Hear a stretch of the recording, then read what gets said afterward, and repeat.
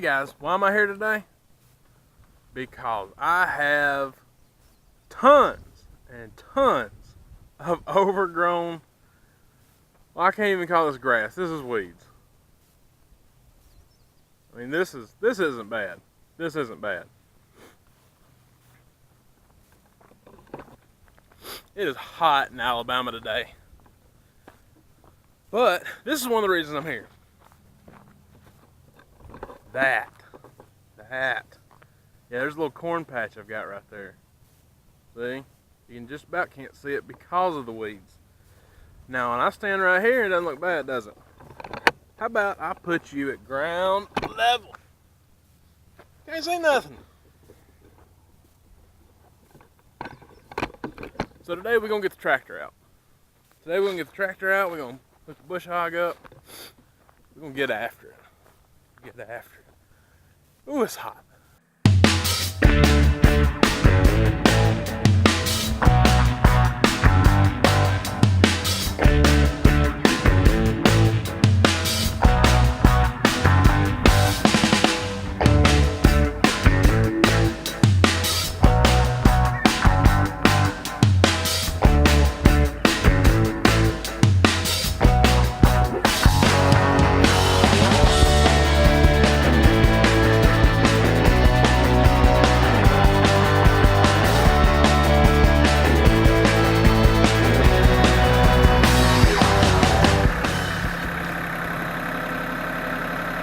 Alright guys, y'all are probably wondering why I went through all that trouble to hook this up when there's something called a quick hitch. Well, I have one. That's this right here. And I had it on here for a long time. It's amazing. I love these things, especially with the box blade, something that's 800 pounds and excuse me, you just need help. The problem with this is when I go to hook up a box blade, not a box blade, but when I go to hook up a bush hog, like the one I have here,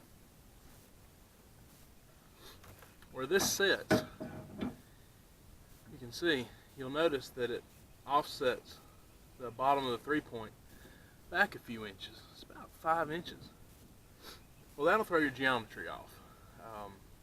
For most of my stuff, the box blade, the landscape rake, stuff like that, I've noticed I had to put a longer top link on, which that's not a bad deal. It's, usually $30 for an extra long top link, and they're movable. They're movable between tractors. But anyway, the reason I don't have one on this one, even though it's one of my heavier implements, is when you offset this a few inches, now my drive shaft wouldn't fit. It does fine on this, but needing that extra few inches, I didn't leave any. So,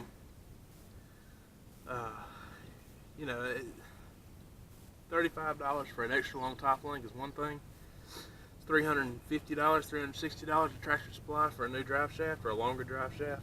Nah, I'll do the work, take the things off and put them on whenever I know I'm going to do a lot of box blade work, or I know I'm going to do a lot of different type of work other than this bush hog. So one of the things y'all see behind me is my backyard, but it's also one of my test pastures. And I say my test pasture, it's the pasture that my son had in his last video saying we were going to raise chickens on, and it is. It's semi-level, so it was cleared.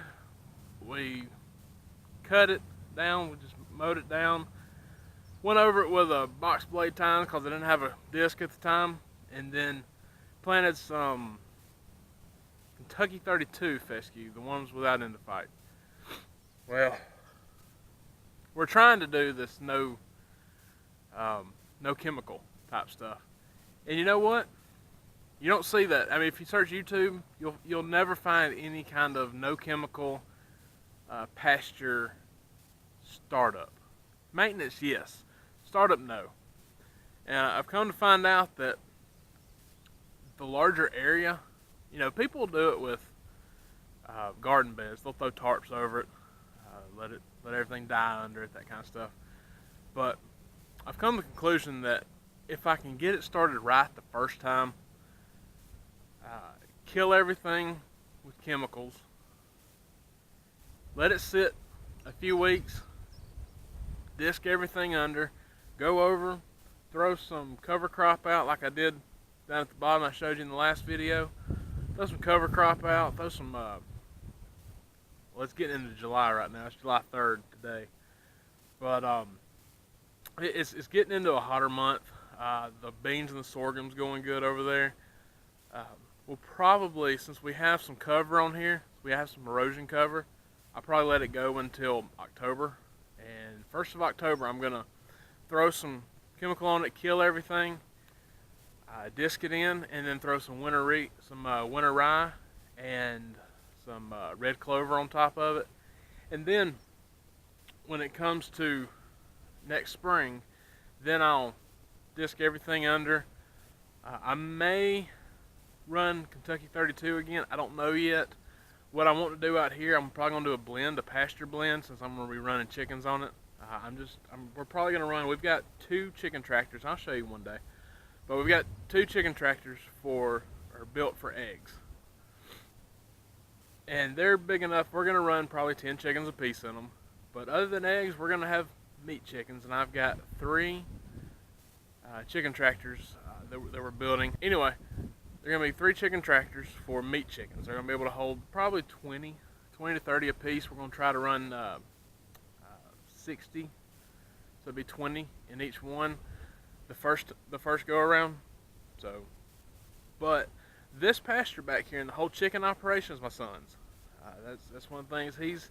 He's earned some money over the last year or two, and he's saving up. He wants to invest in some chickens. He wants to raise those chickens and then sell half of. He wants to keep half of them to eat, but sell half of them for profit, so that we can turn around and he can buy the next flock and keep growing from there. You know what? Kid's about to be 7. I'm not going to tell him he can't do that. I mean, at 7 years old, if you've got that kind of foresight, all you can do is nurture it. All you can do is fertilize that, water it, let that thing grow. So with the cover crop, or with the starting crop, getting everything started, if y'all have gone through this before and it didn't take 3 or 4 years to establish a pasture, let me know. Let me know what you went through. You know, comment below this video. Let me know if it's a bad idea. If it is, tell me why. You know, I don't want to use chemicals, but we're talking about a one-time use, not a every year use. So, I mean, in my mind, I think one time, get it going, get everything established, get the first cover crops in to choke out all the weeds or any incoming weeds, and then just go from there. But again, if my logic is not sound, or y'all have a better way of doing things, that's part of what this community is about. This video series, this channel is about. Let me know. Tell me in your comments. But anyway, I want to get back out here. I'm going to bush hog a good bit of this today, as much as I can. So anyway, y'all have a happy 4th.